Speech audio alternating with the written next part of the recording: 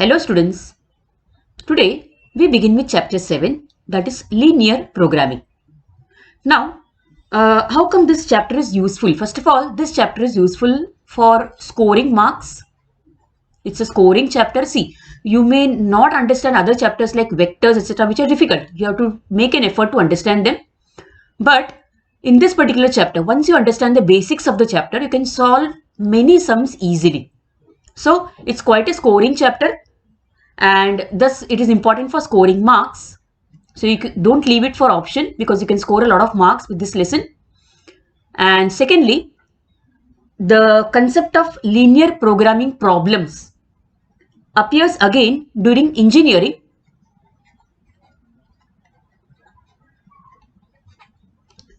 When you go through a chapter called operational research, when you go through a concept called as operational research, that is it.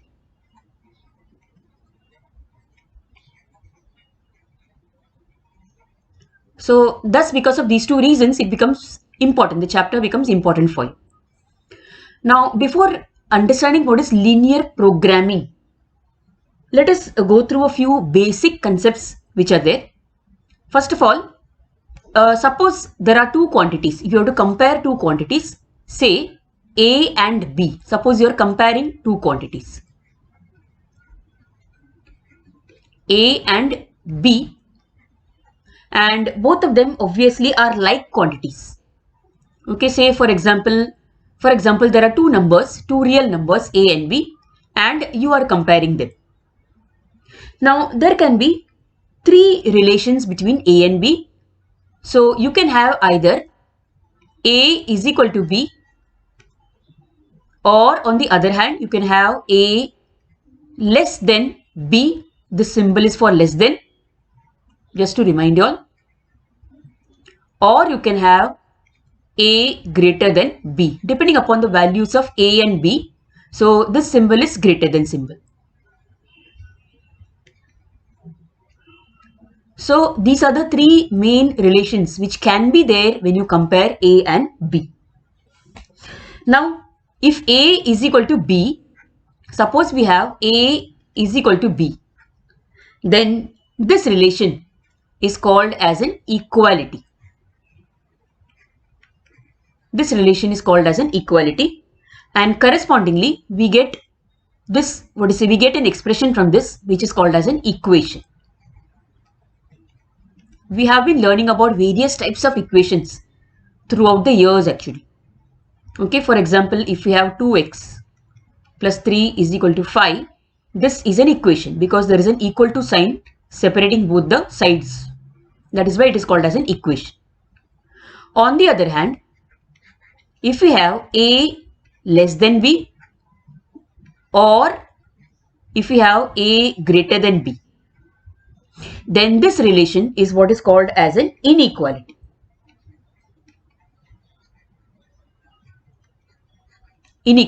And then under such condition, we get what is called as an inequation. Now, this is a comparatively new concept for you all because throughout we have been learning about equations. We have not yet covered inequations. So, this is what we are going to do in this particular lesson. We are going to learn about inequations over here. Now, there are not only these three cases, there is one more case which you have to consider. Occasionally, sometimes, you may have such a case also. A may be greater than B, and also A is equal to B. Okay, in some cases, very occasionally you might have this. Or A may be less than B, and also A is equal to B for various values of A and B. Now, under such conditions, you combine both these signs and write it this way: A will be greater than or equal to B. Or you can also write A less than or equal to B. So, in this way, these two are also called as inequalities.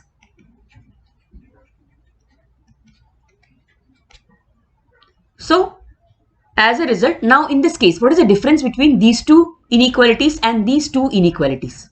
Now A less than B and A greater than B. These are known as strict inequalities. These are known as strict inequalities.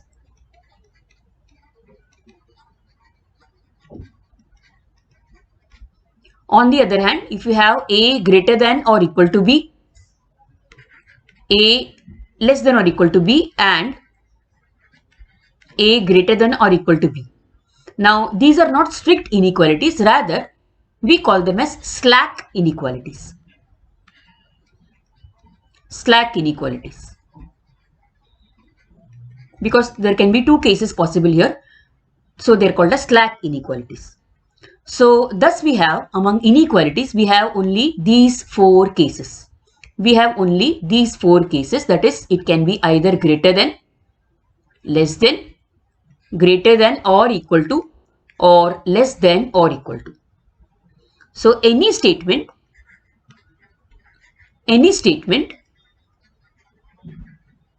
involving these symbols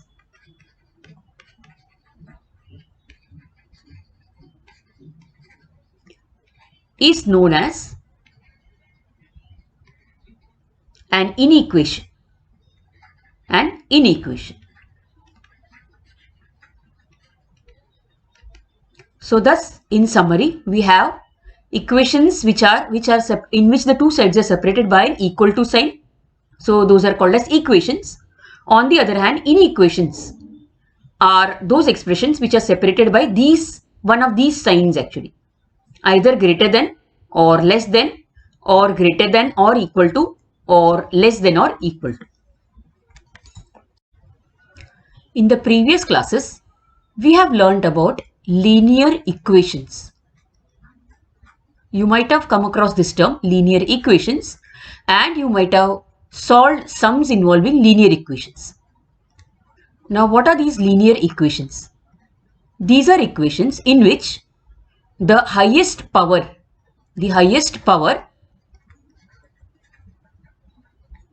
of the variable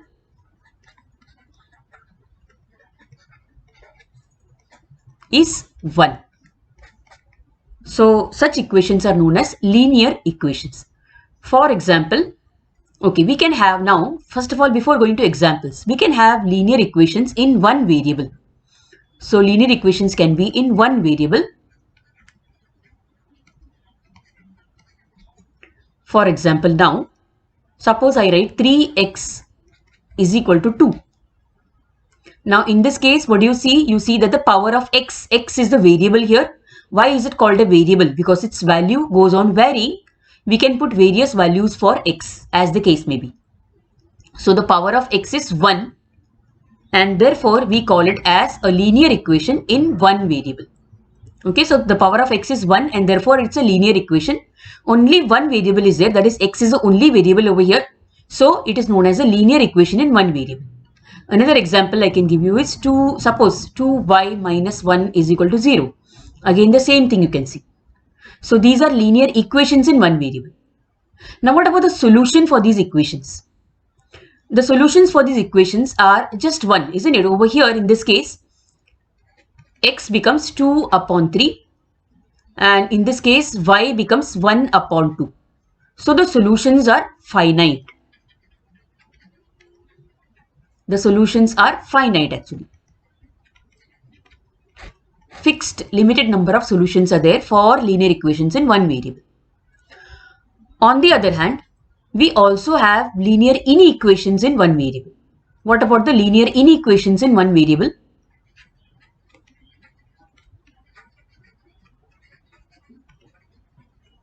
So, linear inequations in one variable. Remember what are linear inequations? Yes, we put these symbols over there. For example, the same linear equation can be written as a linear inequation by writing 3x say less than 2. So, this becomes a linear inequation and in one variable. Okay, it is linear because the power of x is 1 and it is in one variable because x is the only variable. And also, it's an inequation. Why is it an inequation? Because we don't have the equal to sign over here. Rather, we have the less than symbol in this case. and therefore this becomes an inequation. Now when we find the solution for this particular inequation, we get x less than 2 by 3. Now is the solution finite over here? Not necessarily, because all those real numbers, if you're taking x as a real number even, all those real numbers which are less than 2 by 3. Now there are infinite number of real numbers which might be less than 2 by 3. So all those numbers come in the solution set of this particular expression that is there. And therefore we say that the solutions for this particular inequation is infinite actually. So linear equations in one variable, linear inequations in one variable usually give us infinite number of solutions in this case.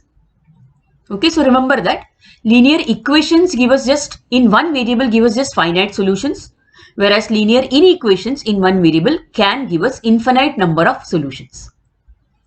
Suppose I give you one more example in this case. Suppose I write over here 2x minus 2 less than 0. How do you solve it? You solve it this way, that is 2x less than 2, and therefore you get x less than 1.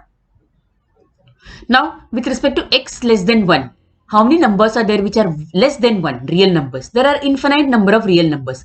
Consider 0 and all the negative numbers, for example. All of them are less than 1. That means the number of solutions over here are again infinite. So linear inequations in one variable have infinite number of solutions. If you substitute it with an equal to sign, yes, the solution becomes finite. We just have x is equal to 1 as a fixed solution for that equation. Okay, now we move on to linear equations in two variables.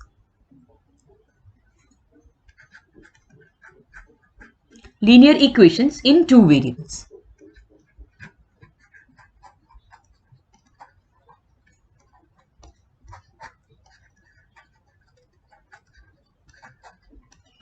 We generally write it as ax plus by plus c is equal to 0, and in this particular equation, linear equation, a, b, c all are real numbers, and a and b are not 0 simultaneously. A, b are not 0 at the same time simultaneously.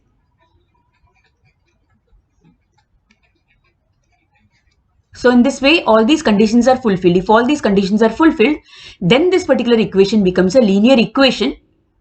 Okay, and why is it called a linear equation? As you can see, the power of the variables is 1 and it has two variables. So this is a linear equation in two variables, and again it's an equation because there is an equal to sign. So all these conditions are fulfilled, and thus we have linear equations in two variables. Now what about the solution for this linear equation in two variables? Now the solution for this linear equation in two variables is again infinite. So it has infinite number of solutions.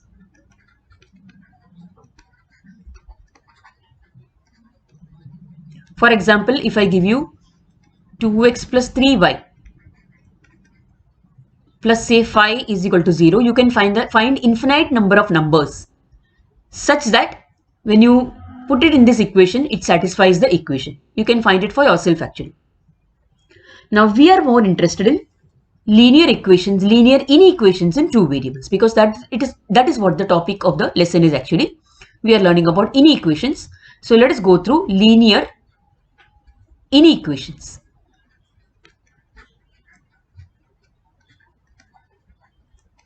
And in two variables.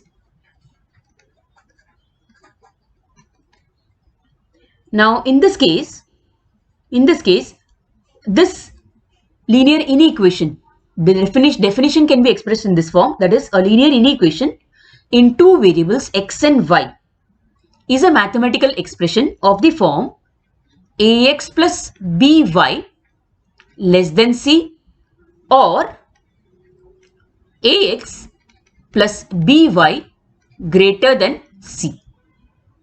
Either way, both of them are called as linear inequations because there is a less than or greater than sign in them. They are linear inequations for obvious reasons. The power of x and y is 1 and there are two variables and therefore these are linear inequations in two variables. Now here the conditions are a not equal to 0, b is also not equal to 0 simultaneously, the same thing as we studied above. Okay, a and b are not equal to 0 simultaneously.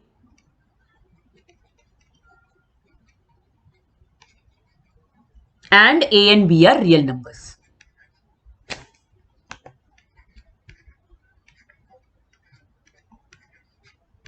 So these conditions are fulfilled. If these conditions are fulfilled, then what we get is a linear inequation.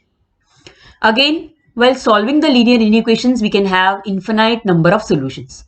For example, take this particular equation, say 2x plus 3y minus 6, say less than or equal to 0 is given to you.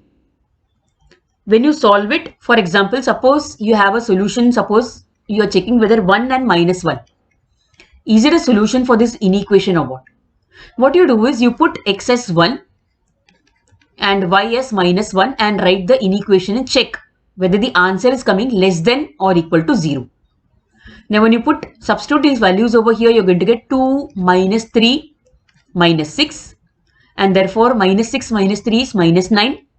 Minus 9 plus 2 is minus 7. So thus you get minus 7, which is indeed less than 0. That means this particular condition is fulfilled over here.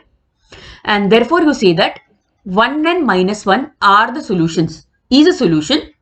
This particular point having the coordinates 1 minus 1 is a solution of the inequation. In this way you can have n number of solutions, n number of numbers which can be the solutions for this inequation. So the number of solution sets is infinite again in this case also. Okay. On the other hand, suppose you put some other numbers. Not all the numbers are of course solutions. Although the solution set is infinite, all the numbers cannot be said to be solutions. If you have the number say 2 and 1, suppose you check whether this comes in the solution set or what. What you do is you just put 2 and 1 in the given equation, I mean.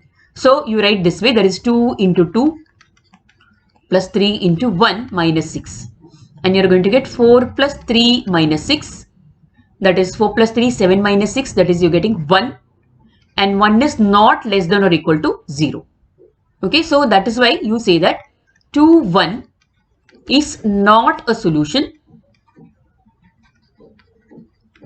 of the inequation.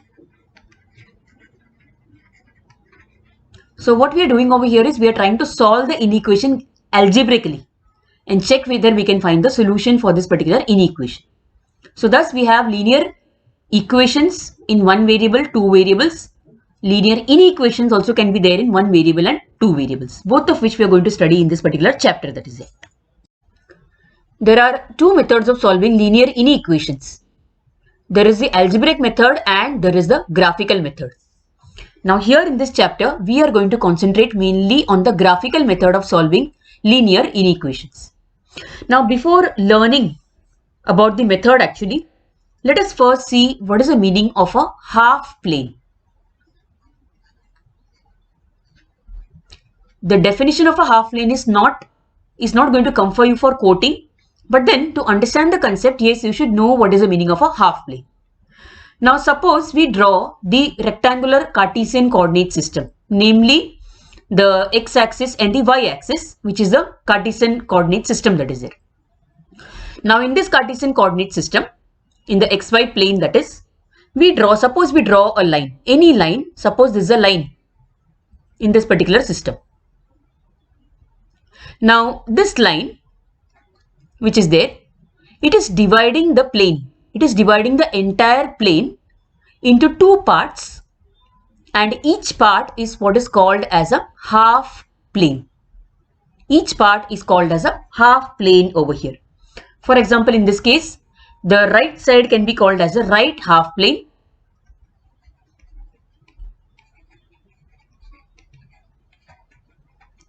And the left side can be called as a left half plane.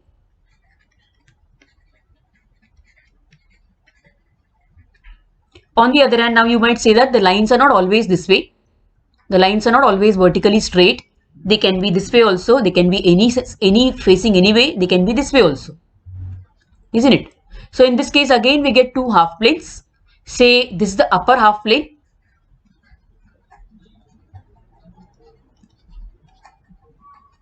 And this one on the other side of the line, we get the lower half plane.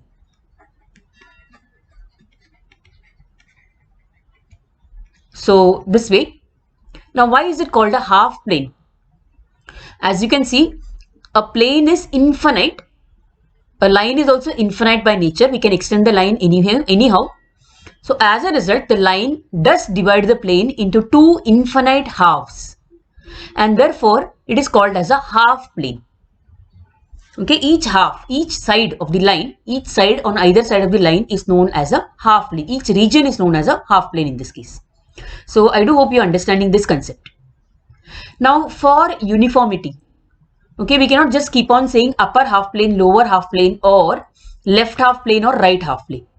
So on the other hand, what we do is that we observe whether the line passes through the origin or what. If the line does not pass through the origin, this is the origin, O is the origin over here. If the line does not pass through the origin, then the plane containing the origin is known as the origin side of the line. So the plane containing the origin is known as the origin side of the line. And the other side which does not contain the origin, the other half plane which does not contain the origin is known as the non-origin side.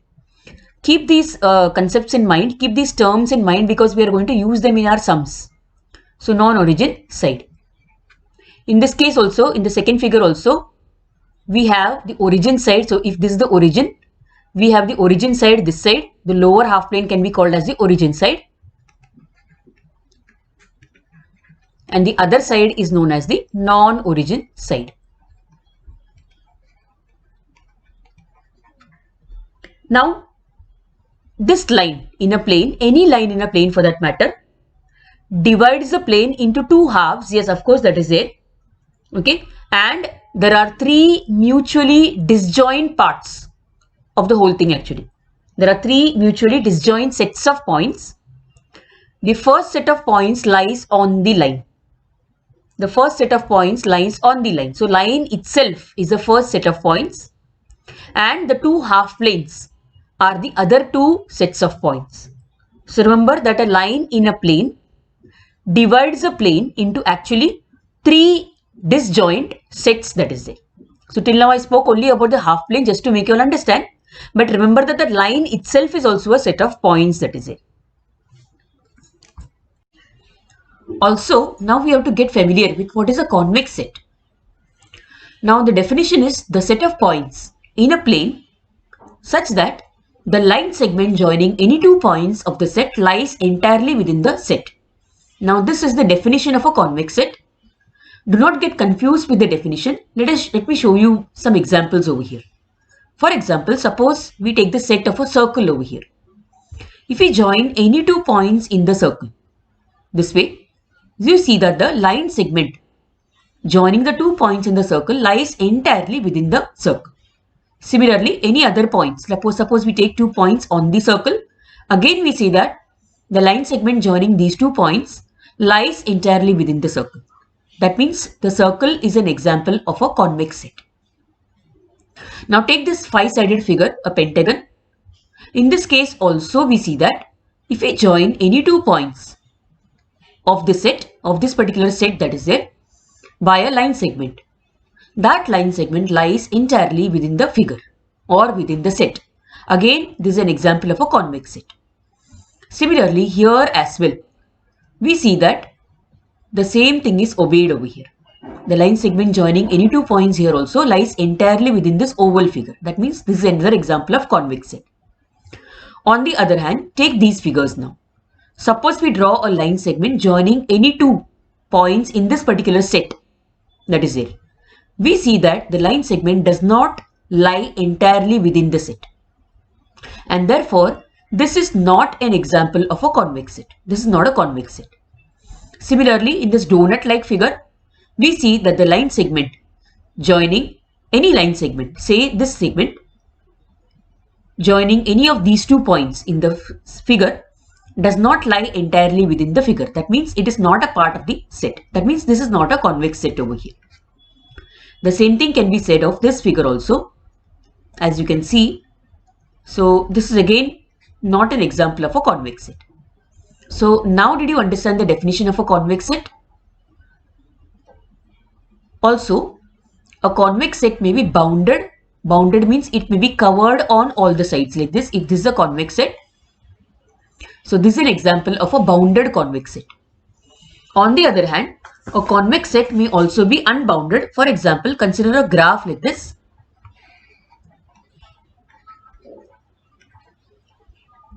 And suppose the region of the graph is this way. The feasible region comes over here.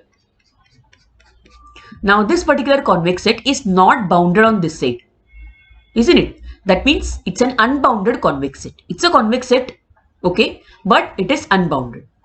Similarly, another example would be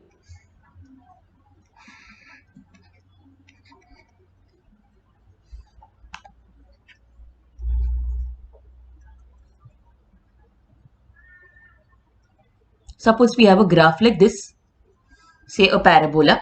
You see that the region above the parabola over here, it is unbounded. This side is unbounded, and therefore this is an example of a unbounded convex set actually. So as a result, a convex set may be bounded or unbounded. So thus we saw today what is the meaning of a linear inequality.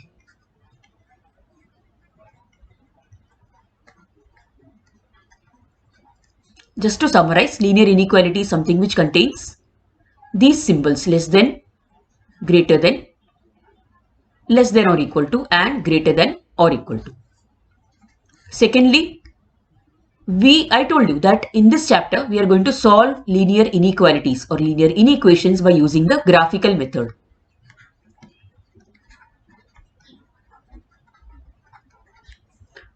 We saw what is the meaning of a half plane. And we also saw what is the meaning of a convex set. So all these concepts we have covered so far. Now in the next lecture, we will be seeing how to solve a linear inequality by the graphical method. So initially we are going to go slowly with the chapter. So that's all for today, folks. Thank you so much for listening.